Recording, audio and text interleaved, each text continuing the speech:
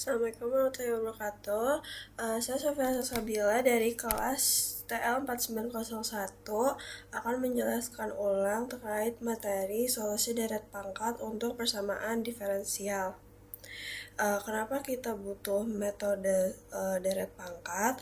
Karena kalau PDB-nya itu punya koefisien yang berupa variabel, dan untuk menyelesaikan PDB dengan koefisien variabel ini digunakan dua metode, yaitu metode deret pangkat dan metode Frobenius. Deret pangkat itu deret dengan pusat di X0 merupakan suatu deret tak hingga, dan deret pangkat itu hanya menggunakan pangkat bulat yang non-negatif, jadi nggak boleh ada pangkat pecahan atau pangkat minus. Dan contoh deret pangkat itu biasanya fungsi E pangkat X, cos X, dan sin X. Untuk cara mengerjakannya itu solusi deret pangkat itu cuman menebak kalau solusinya itu berbentuk deret pangkat, terus dicari tahu berapa nilai koefisiennya. Sebagai contoh soalnya itu ya aksen minnya sampai dengan 0. Langkah pertamanya itu misalkan solusinya sebagai deret pangkat. Terus langkah kedua, turunkan deret tersebut. Lalu langkah ketiga, substitusikan kembali ke persamaan awal.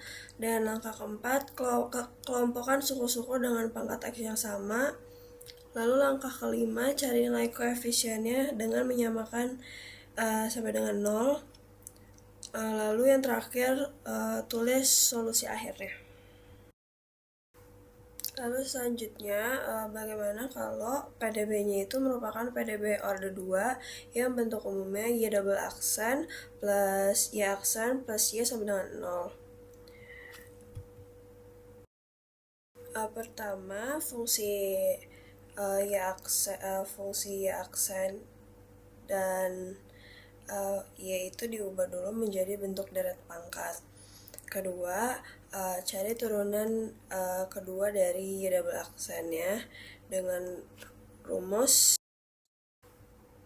Y double aksen sama dengan 2A2 plus 3 kali 2A3X plus 4 kali 3A4 X kuadrat.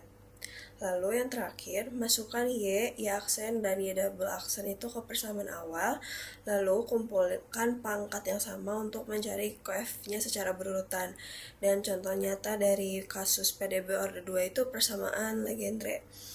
Sekian, terima kasih.